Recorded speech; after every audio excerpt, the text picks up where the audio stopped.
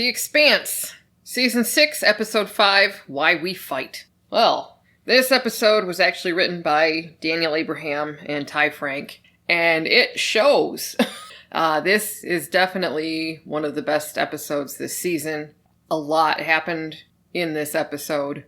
Even though there wasn't a whole lot of action, there was a lot of interaction and a lot of people finding out information that had previously been hidden from them. I was surprised it was like 15 minutes long, 5-0, and it felt like maybe 15 or 20 minutes. I mean, it was so engaging that I couldn't believe how quick the time passed. We start out on Laconia, and the little girl, Kara, she, in the previous episode, had taken her dead brother out into the forest in the hope that those creatures would heal him. And her brother is back. His eyes look like they are full of protomolecule. So I'm concerned that this might be the Pet Cemetery situation I was afraid it was going to be. Definitely looked creepy. That resurrected brother, even when he was talking, he was surprised himself, saying he didn't quite feel right and things were different. So it kind of leans toward the Pet Cemetery idea that you were having a couple of weeks ago. Yeah, also, I mean, the way that he was looking at the trees and seeing things that he'd never seen before, it really reminded me of Interview with the Vampire, when Louis first becomes a vampire, and he's looking around the cemetery, and all the statues are looking at him, and everything is very different. This reminded me a lot of that scene from that film. It remains to be seen exactly what kind of Pet Cemetery situation we have here. But that kid looked like he was very infected with the protomolecule. We saw Mars attempting to attack Medina Station. Yeah, inside a ring space. Yeah, because it's right there at the mouth of the ring. Apparently, there's a ring station there where Marco Inaros and his Free Navy have installed a bunch of railguns. So that Martian attack... Martian railguns. Yeah, Martian-style railguns. Yeah, so the Martian attack ended extremely quickly. As we suspected, because Avasarala thought it was going to be a trap. And yeah, and it was. It was. They're down like 6 Martian ships now. The railguns took them all out. We saw that Iapetus Station, I think that's how they pronounced it, they have expelled the Free Navy and killed a bunch of Inaros loyalists. And Inaros is blaming Drummer for this. Yay, Drummer. Well done. Apparently, she has gained support. I think they said she had 8 ships of supplies that she was taking to Ceres. Drummer is consolidating her forces. And, the people are loving her because she's actually there to take care of Belters. Yeah, that was a nice scene when you saw her and her fleet, and they were carrying the cargo to Ceres Station, and I think it was like a news report was showing how Drummer was coming to feed Ceres. So that was a nice scene showing that Drummer was trying to put Belters first over her vengeance, I guess, against Marco. Or even her dislike of the Inners. Mm-hmm. She was putting Belters first, which is something that Marco doesn't know how to do. There was a moment between Bobby and Avasarala where Bobby gave her the what for being too soft right now in the war. And I don't know yet if I agree with Bobby or not. That remains to be seen. But we seem to have a gentler Avasarala than we had back in Season 1. She even mentioned that when later on in the episode she talked about how she had a Belter on the hooks once, and that was in the first or second episode of the first season. And I thought it interesting, too, because I remember when her friend in the first season, who was a childhood friend, and he was that Martian ambassador, and he mentioned how Avasarala plays too rough and she always plays to win. And obviously, as the series went on, she ended up losing her husband. Her husband left her. Yeah, well, she lost the Martian ambassador. He was murdered. Her husband, he left her, and then he was killed. Previously, we know that her son was Martian killed. Martian ambassador, he committed suicide, though. Was he killed, or did he commit suicide? No, I believe Aaron Wright did him in. Did he? Okay. Avasarala has lost a lot of people due to her own pushing behavior. I guess that's the nicest way to put it. It was Holden to whom she confessed that she'd put that belter up on the hooks to suffocate him, to get information out of him. And she also told him that she's not the same person now that she was back then. So that was an exchange that kind of surprised me. We have a kinder, gentler Avasarala now. Which, again, it remains to be seen if that's a good thing or a bad thing. In one respect, I think it's a good thing because, obviously, she and the Belters and the Martians are all going to have to work together against Inaros. And I don't know how well that would have worked if this was Avasarala from Season 1 that we were dealing with. But that personality seems to be what's necessary to form this coalition now. The Rocinante got some new armor, so that's good. Hopefully that will help in a future battle. We've got one more episode. Next week we'll see it. Maybe. Yeah, we'll see if it helps next week or not. Yeah, I think if I'm remembering the scene, it was Clarissa talking to Holden, which they're forming more of a friendship, we're saying. I mentioned that, I think, in the last video. They're forming an organic friendship, which I think is well done. But I think she, if I'm remembering correctly, she mentioned this is based on proto-molecule technology that her father did. Yeah. So it was kind of bittersweet for her to have to, I guess, deal with that piece of knowledge. Yeah, exactly. On the Pella, the Free Navy was celebrating their defeat of the Martians by the Ring. Meanwhile, Philip found out that the guy he was working with last week was in the brig. So he went down to visit him and found out that the guy was in there for breaking radio silence because he was trying to check on his brother on Ceres. So Philip actually felt sorry for this guy. So Philip used the access that he still had to find out what had happened to this guy's brother. And as it turned out, his brother was on the docks when they blew. So his brother was killed. So he told the guy in the brig that this had happened. And his workmate in the brig confessed to him that he felt responsible because he was one of the crew that planted the charges that killed the brother. Philip, much to my surprise, actually went into the cell and was holding this guy while he was crying. Yeah, that kind of contrasted because the scene right before that, Marco's second in command was showing that video of that cafeteria where he was standing up for his dad and had this fire, and she was showing Philip, standing up for the belt, at least as she saw it, and standing up for, the cause.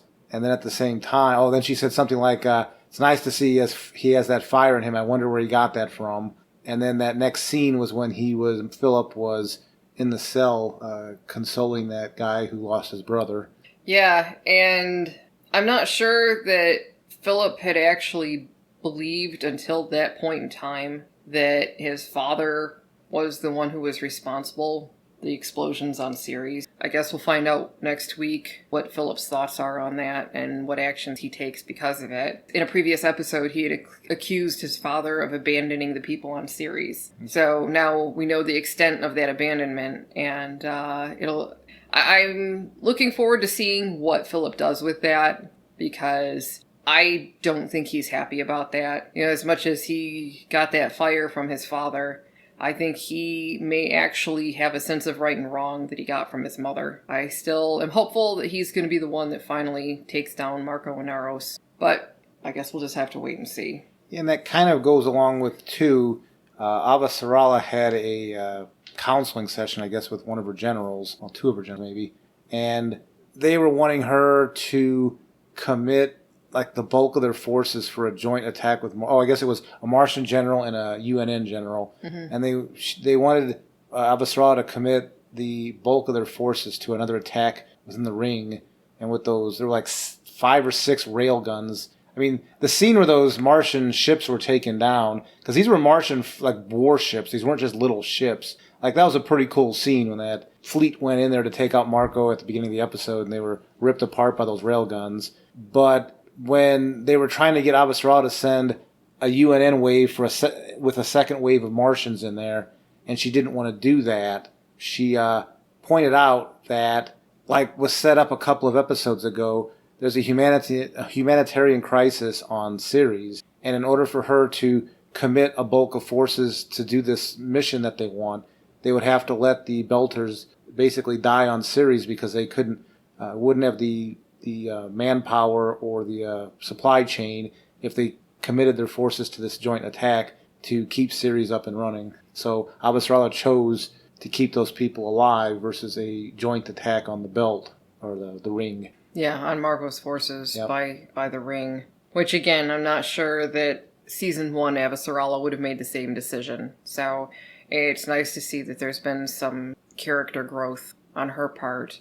We also saw Drummer's guy from last week, Joseph, the one that lost the arm.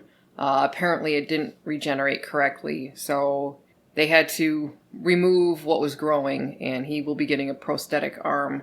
But it's going to be painful trying to get rid of all the new tissue that had grown that wasn't growing properly. And Michio... Because they have this technology where they can apply this gel onto... they established this in the first episode of the first season, where you can attach this gel and I guess it replicates your DNA and in theory it can grow you new limbs. But I guess with the Belters, the doctor was suspecting that either it was bad gel or maybe there was something wrong with this. There was a DNA problem with the Belter that he was trying to work this on, and so it wasn't going to work. So he's going to have to settle for a prosthetic. Yeah, and Michio decided to stay there on Ceres with him.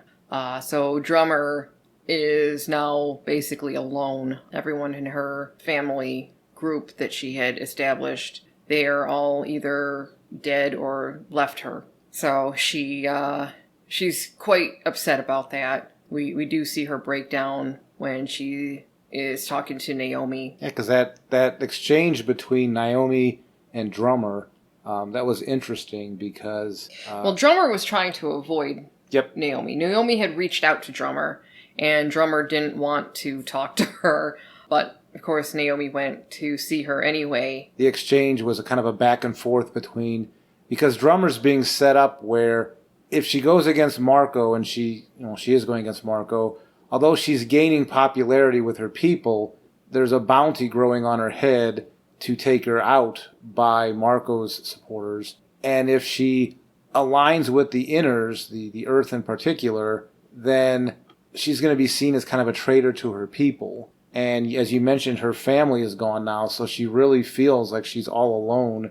And that exchange between her and Naomi was kind of explaining in a few minutes, or I guess it was a minute or two exchange between them, the situation that Drummer was feeling. And yeah, she broke down with Naomi because that's the thing with Drummer. She normally doesn't show emotions at all. She's very stoic, and she was breaking down like that, and that was a big deal because you normally don't see Drummer do that. So you could tell that this whole support structure she's losing with her family and her people, it's really getting to her. Previously, she had lost... Naomi had left her. Well, she lost Ashford. Yep, Ashford. When he tried to go after Marco, and he would have gotten him too if it wasn't for that son being weaselly behind the scenes there and caught him from behind. Philip. Yeah, and she's also lost Fred Johnson. Yep. She lost Anderson Dawes. She's lost a lot of people. And Avasarala can say the same. Mm-hmm. So they actually have quite a bit in common when it comes to the losses that they've experienced because of Marco and Naros. And Naomi had actually gone to Drummer not to apologize for leaving or any of the other slights, whatever they were. But she went there on Holden's behalf, who asked on behalf of Avasarala to try to get Drummer to form an alliance with Avasarala and the Inners.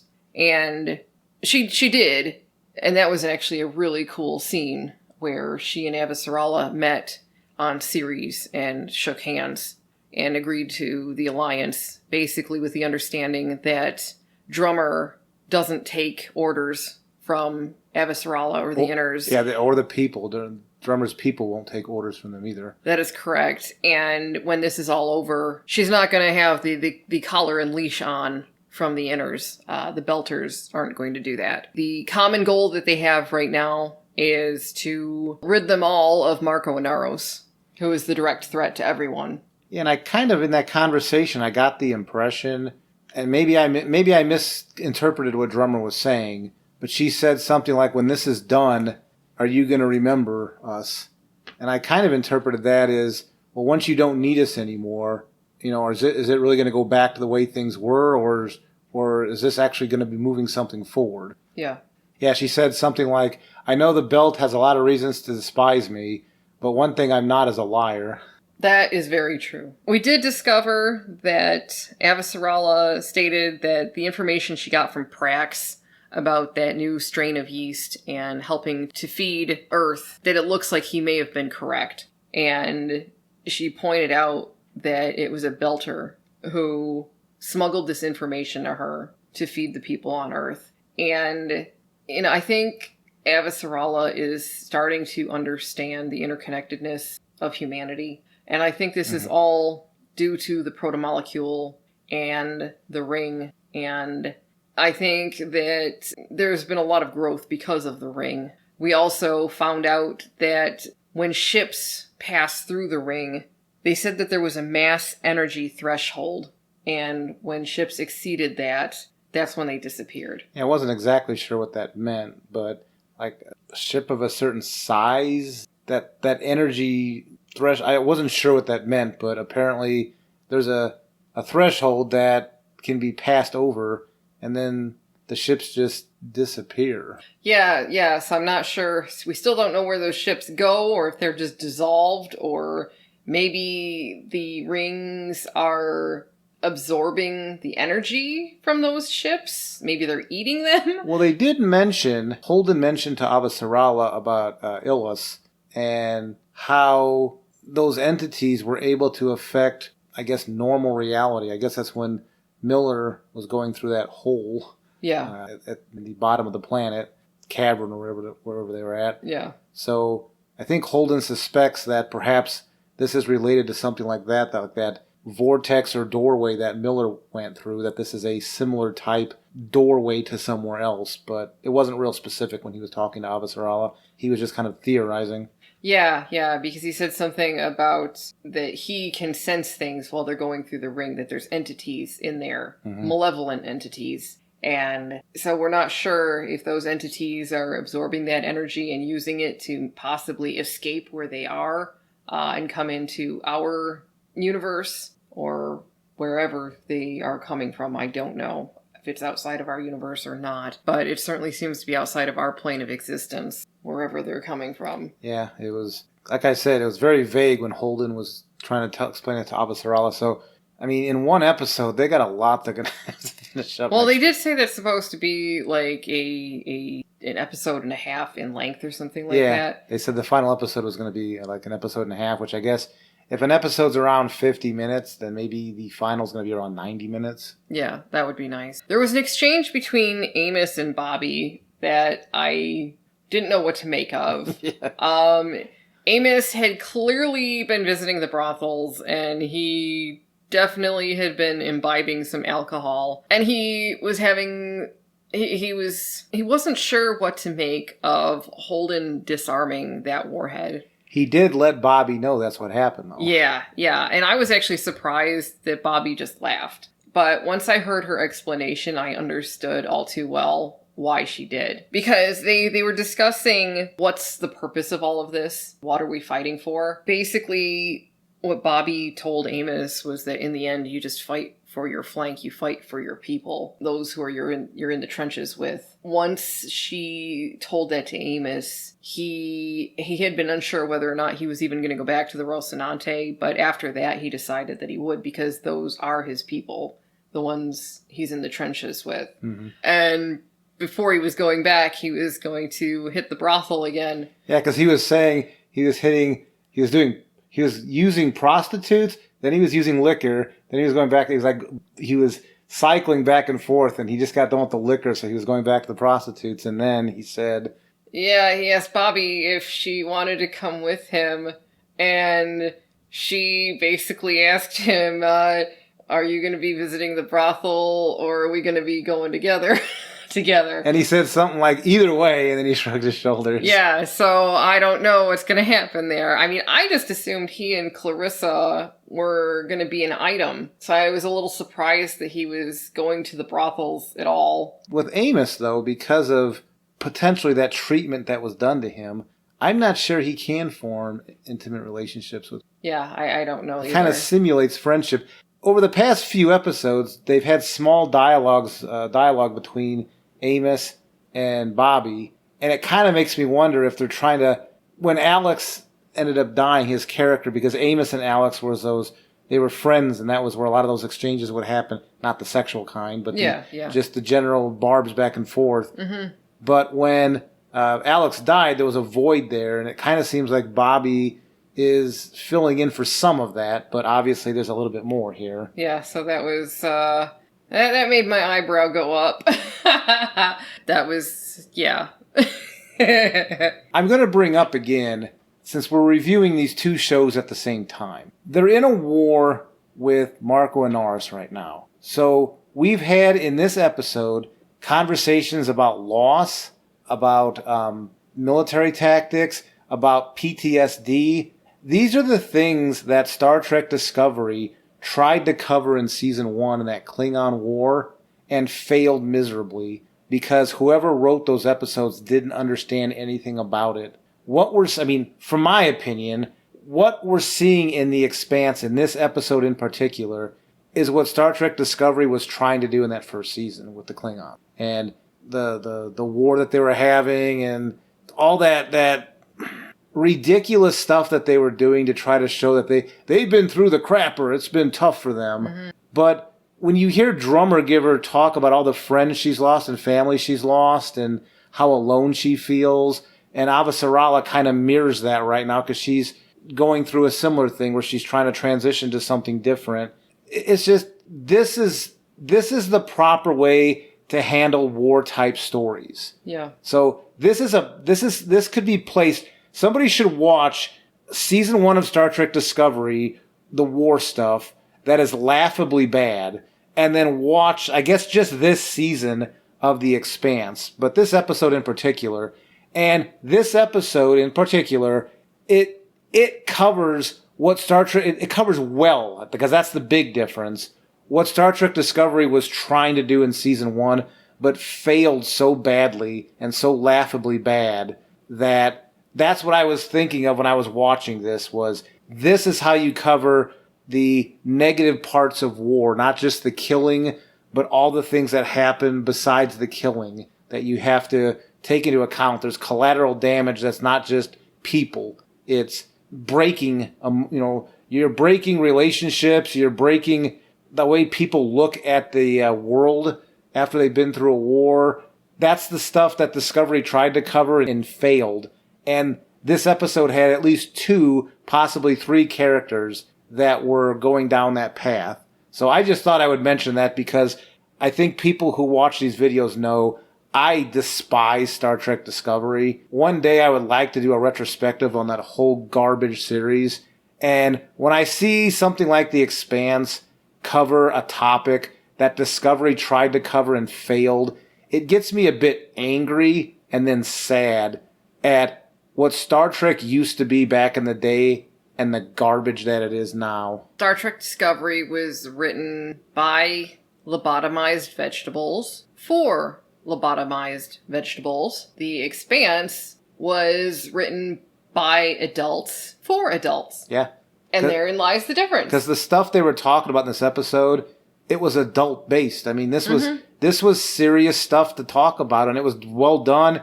And the episode was like 50 minutes long, and it was so tightly packed that it seemed to me like maybe it was a half hour. That's how quickly it ran, and they didn't waste, I think, any scenes. That there was no filler at all, and it was wonderfully done. This is a wonderful series. I'm going to be quite sad next week when the series ends. Yeah, me too. Part of what is going on here is that when you look at Star Trek, the original series, Gene Roddenberry was a veteran of the Second World War. Mm-hmm. And James Doohan, he was a Canadian vet, and there were a lot of veterans working in Hollywood at that point in time. You know, the Greatest Generation, they had all seen a lot of shit. And I think that the people writing in Hollywood now, I would be hard-pressed to name a single veteran. I mean, I'm sure there must be some writing in Hollywood now But not that I am aware of. I don't think for Star Trek Discovery. No. I don't even think they have a military consultant on Star Trek Discovery. Well, it certainly doesn't seem that they have a science consultant. Yeah. But I'm going to do a video in the future where I talk exclusively about the state of writing in Hollywood these days. But I'm just going to touch on it a little bit here. Because something that Drummer said to Avasarala actually made me think about this. The underpinning of The Expanse is a class struggle because you've got the Earthers, you've got the Martians, and you've got the Belters. There's a definite class system where the Belters are the people on the bottom. Yep. You know, they're the bottom caste in our little corner of... They've been doing the majority of the labor in the solar system, and they live very poorly. Exactly. Yeah, and not only that, but a lot of them, at least back at the beginning of the series, they don't really look so much like this now, but at the beginning, it was established that they were suffering physically due to the low gravity. And their bones were brittle. They had to take supplements to try to... Yeah, and a lot of them, because of this, they wouldn't survive on Earth because the gravity would kill them. Anderson Dawes, his story about his sister, he was talking about, I think her bones were like chalk. Like chalk. Yeah.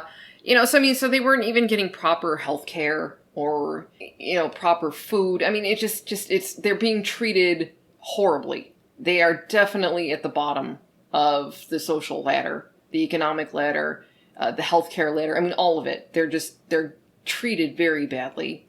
And what Drummer said to Avasarala was that if it hadn't been Marco Inaros, who was doing this to the Inners right now, who finally got sick of all the oppression that the Belt was living under for all of these years, if Marco hadn't risen up and struck out at them, it would have been somebody else. It was inevitable because of the oppression that the Inners were placing on the Belt. And that really sums up the theme of the entire show, I think. That there's this class struggle going on that is the source of almost all of the conflict. And it gets, I don't want to go too far into politics, but no matter what your political spectrum is, in the real world right now, if you don't see some parallels with what Molly just said and what's happening in the real world, take a step back and look around.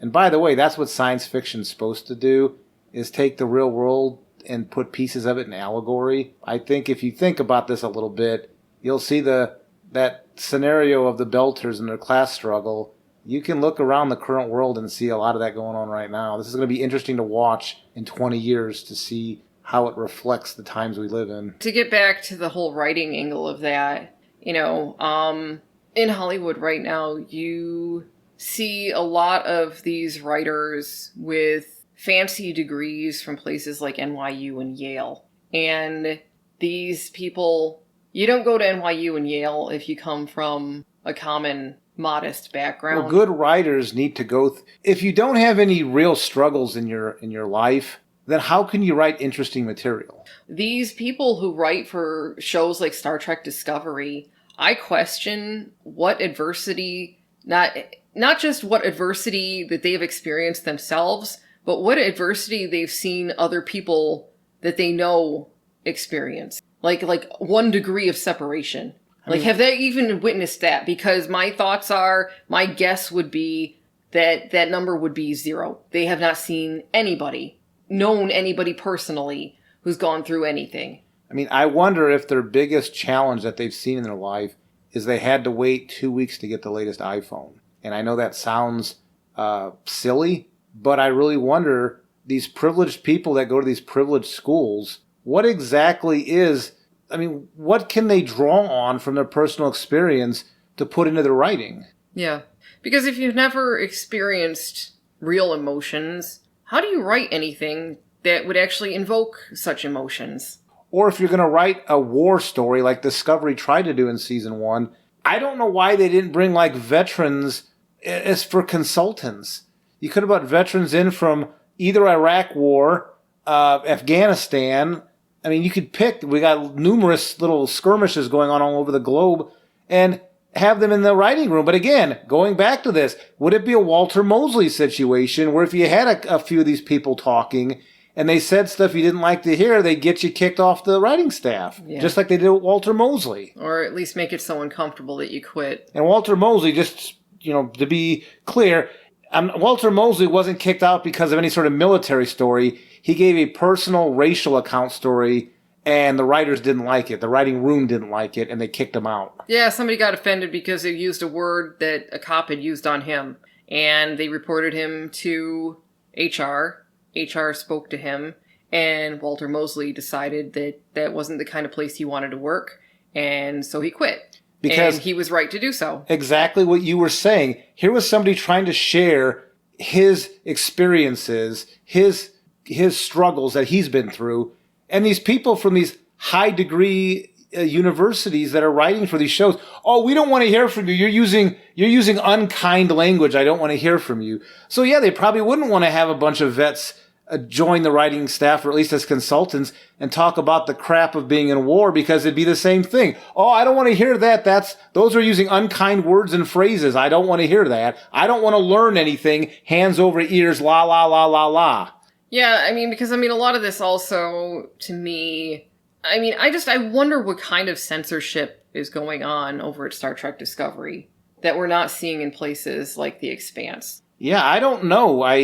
These shows are both science fiction shows they are vastly different with the quality of material they're sticking out. I personally, my favorite season of The Expanse is the first season. I know a lot of people disagree with that, but I like watching world building stuff. There are multiple franchises. I can tell you the first season is my favorite, and The Expanse is one of those, because that's the season you build your world, and then every season after that you get to play in your world and build up from that. Yeah. And Star Trek's Discovery season 1, what did they do? How did they build their world there? Should have been one of their more. That should have been where they laid the foundation for their entire series. Oh, they did. They did. Well, the foundation that's all cracked and got water coming into it, and yeah. They start out with more criminals and just horrible. Yeah, it was horrible. People wrote that stuff, and if we're nice and say mutineer. Yeah, if we're nice about this, we'll say they didn't know what they were doing. Much like the Michael Burnham character when she killed the torchbearer and then tried to mutiny. And I gave her the excuse of, she didn't know what she was doing. But then last week we found out, oh no, she had an intrinsic understanding. So now apparently that's not the thing. So these writers, I just assumed, didn't know what they were doing when they were writing these racial stereotypes. They were promoting war crimes. They were promoting imperialism. I just assumed they didn't know what they were doing. I don't know what to think now. It probably still is that, because I don't even think these people have enough experience to write these things in a overt way to promote them in a way. I don't think they have the talent to do that either. Yep. Yeah. I'm not going to say one way or the other, because I haven't done my deep dive yet to look and see what the backgrounds are for these people who've been writing those horrible crap episodes. But I'm willing to bet that they didn't study anything worthwhile. Well, that's probably a mean thing to say, because I actually did look at one of the writers, and he went to Yale and got a degree in religious studies and American studies. And that could be relevant if they wrote a philosophical story, but they don't do that. They just write garbage for children. Yeah. It's not good stuff for children. I'm not saying it's garbage because it's a children's show. It's just garbage you wouldn't even want to give your children, but it's aimed at the mentality of a child, a middle schooler. So some sort of tween is the highest level Star Trek Discovery writes for. And that's what I start to wonder. I don't think the writers are writing down to that emotional level. I just think that's the emotional level that they have. Yeah. As grown adults. Yeah. Yeah, grown adults who have the emotional range of a 15-year-old. That's why there's all this weird relationship stuff that you see in high school on a starship. It's really? Okay. If that's all you know is that sort of high schooly I don't even know what to call that. I overuse the telenovela thing, but if that's all you know and that's all you can write, then okay, but why are you on a science fiction show? Or if you have people like that, where's the other people that write good stuff? Well, clearly they're working on The Expanse. So I just wanted to mention that. I know it's a side tangent, but it just stuck out to me watching this episode, and they were covering important war topics because they're in this war with Marco and the fallout of that guy losing his brother and being upset. And Marco's son, Philip, was comforting him, but he almost seemed like he didn't know what to do there. And realizing that his dad was the one that, I guess, tricked that guy to lay the bomb that killed his own brother. Yep. And you see with Drummer losing all of her family and her friends and being alone. Mm-hmm. And what Bobby and Amos were talking about when it came to just watch people who have your back. Like, there's clearly a lot of thought being put into how war is being covered in The Expanse. And I challenge anybody to watch this season of The Expanse, this war, and then go watch season 1 of Star Trek Discovery, and you will see night and day. You will see a child mentality and an adult mentality of how to handle these topics.